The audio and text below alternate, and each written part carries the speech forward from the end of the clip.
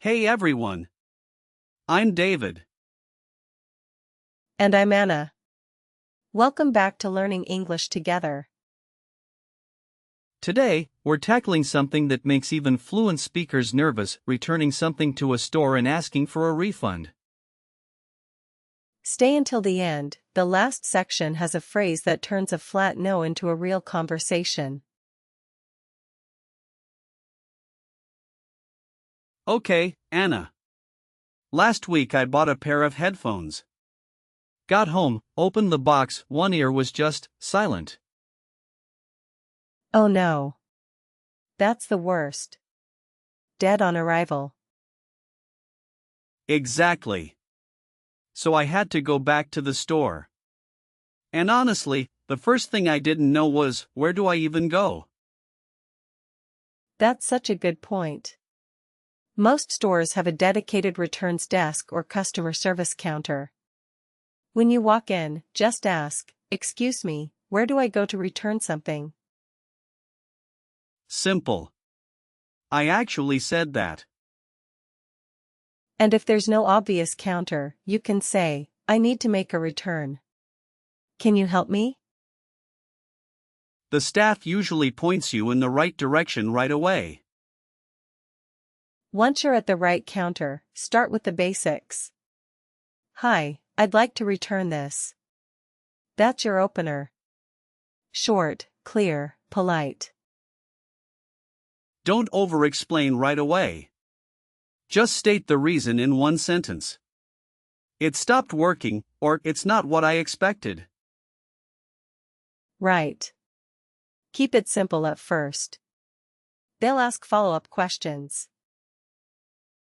The staff member said, "Do you have your receipt?" And that's when I panicked a little. Huh. That's completely normal.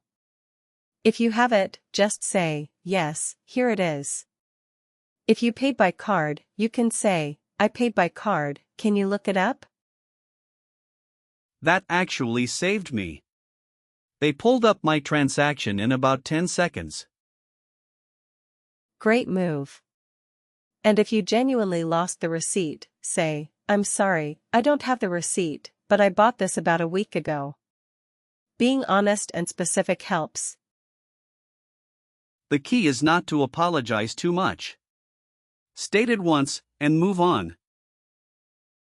Exactly. Most stores have systems to look up purchases. One clear sentence is better than 10 nervous ones. Quick recap. 5 phrases to take with you from this section. First, "I'd like to return this," your standard opener when you want to give something back.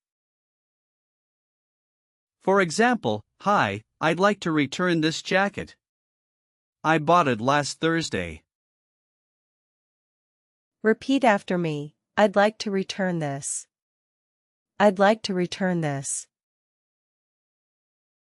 Second, "It stopped working." Use this when a product has a technical problem or defect. For example, "I only used it twice and it stopped working completely." Repeat after me, "It stopped working. It stopped working." Third, "I paid by card, can you look it up?" Very useful when you don't have a paper receipt.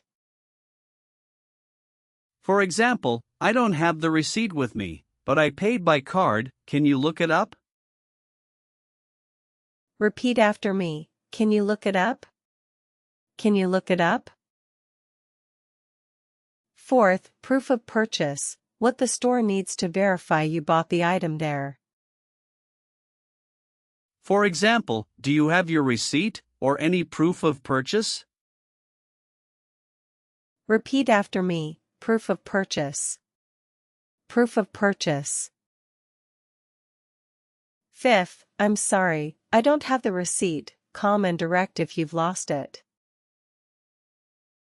For example, "I'm sorry, I don't have the receipt, but I bought this here about 10 days ago."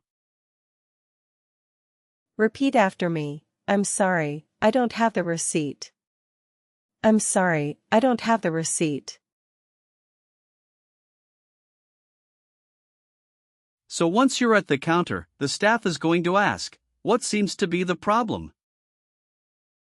And this is where people freeze. They know what's wrong, but explaining it in English under pressure is hard. Definitely. I've been there more than once. The trick is to describe the problem in two parts, what you expected, and what actually happened. So instead of just saying it's broken, you say something like, it should turn on when I press this button, but nothing happens. Exactly. Or, I expected it to fit a size medium, but it runs really small. That structure, it should do X, but instead Y happens, works for almost any product. Another one, there's a stain on the inside that I didn't notice when I bought it. That describes a physical defect. Straightforward and specific. What about if the product is just not what you thought it would be? Like, it looked totally different online? Very common. You say, it looked different on the website. Or, the color is not what I expected. And if something's missing from the box? The box was missing one of the parts. Or, this is incomplete, the manual is not in the box. Those are clean sentences. No extra drama needed. Exactly. Staying calm and factual is your best strategy. The more specific you are, the easier it is for the staff to help you. And if they ask, how long have you had it? Just be honest. About a week, or I bought it this morning, actually. Honesty matters, especially if there's a return window, like 14 days or 30 days. If you remember just one thing from this section, be specific about the problem, not just emotional about it. The screen cracked is much better than it's just broken and I hate it. Ha! Speak from experience? No comment. 5 more phrases, these make your explanation clear and convincing. First, it should do X, but instead Y happens. This structure explains any malfunction. For example, it should connect to Bluetooth, but instead it just makes a beeping sound. Repeat after me, it should, but instead. It should, but instead. Second, there's a defect, a general word for any flaw in the product. For example, there's a defect on the back panel, it looks like a scratch from the factory. Repeat after me, there's a defect. There's a defect. Third, it looked different on the website, for when the product doesn't match what you saw online. For example, the photo showed it in navy blue, but this is clearly black. Repeat after me, it looked different. It looked different. Fourth, this is incomplete, when something is missing from the box. For example, this is incomplete, the charger should be included, but it's not here. Repeat after me, this is incomplete. This is incomplete. Fifth, I'd like a full refund, be direct about what you want. For example, since it's defective, I'd like a full refund, please. Repeat after me, I'd like a full refund. I'd like a full refund. Okay. Here's the uncomfortable part. Sometimes they say no. Or not exactly no, they say, we can't do a refund, but we can offer store credit. Which is not the same thing. No, it's not. store credit means the money stays in the store. You can't take it anywhere else. So what do you say? The best move is to stay completely calm and say, I understand your policy, but I'd still like to request a full refund. You're acknowledging what they said, but you're not backing down. Exactly. Another line, could you make an exception in this case? Especially when the product is defective. That question is surprisingly effective. It makes the staff think about whether they have the authority to do something different. And if they say they can't, you say, could I speak to a manager, please? Say it calmly. Not as a threat, just the next logical step. Right. Could I speak to a manager, please? Very neutral. Very polite. But also very clear. Most of the time, a manager can offer something more flexible than the frontline staff. I got a full refund that way once. The first person said they could only do store credit. The manager just did it. See? It works. One more, I'd prefer a refund over store credit. You're stating your preference, not making a demand. And if they ask why? I'd just prefer to get my money back, if possible. Simple. Honest. Hard to argue with. These two phrases together, I understand your policy, but... And could I speak to a manager? Will handle most difficult situations. And the key through all of this? Your tone. Calm, clear, and consistent beats frustrated every time. 5 phrases for when things get a little complicated. First, I understand your policy, but acknowledge their rules while standing your ground. For example, I understand your policy, but the product is defective, not just unwanted. Repeat after me, I understand your policy, but. I understand your policy, but. Second, could you make an exception? A polite way to ask for flexibility. For example, I know the return period is 14 days, but I was traveling. Could you make an exception? Repeat after me, could you make an exception? Could you make an exception? Third, could I speak to a manager, please? Your best tool when the first answer isn't working. For example, I appreciate your help. Could I speak to a manager, please? Repeat after me, could I speak to a manager? Could I speak to a manager? Fourth, I'd prefer a refund over store credit, stating your preference without demanding it. For example, I'd prefer a refund over store credit if that's at all possible. Repeat after me, I'd prefer a refund. I'd prefer a refund. Fifth, store credit, money that stays inside one store, not a cash refund. For example, we can offer you $30 in store credit to use on any future purchase. Repeat after me, store credit. Store credit. Sometimes you genuinely can't get a full refund. The return window was closed, or the item was on final sale.